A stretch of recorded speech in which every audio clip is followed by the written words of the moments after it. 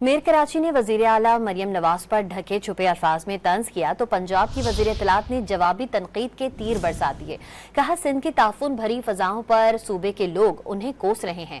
अजम बुखारी का कहना था कि ईद वाले दिन भी मुर्तजा वहाब अपनी नाकामियां छुपाने के लिए तनकीद करने से बाज नहीं आए।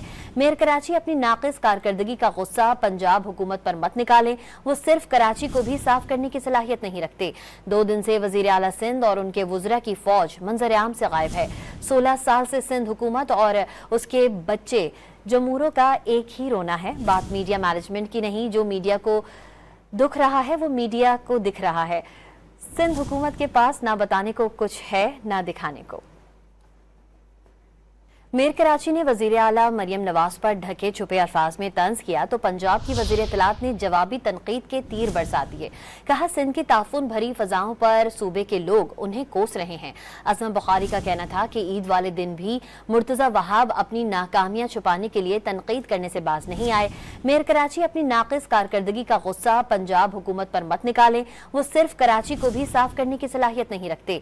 2 दिन से वजीर आला सिंध और उनके वुज़रा की फौज मंजर-ए-आम से गायब है।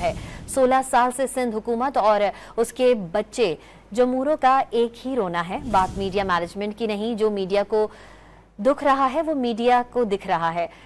सिंध हुकूमत के पास ना बताने को कुछ है ना दिखाने को।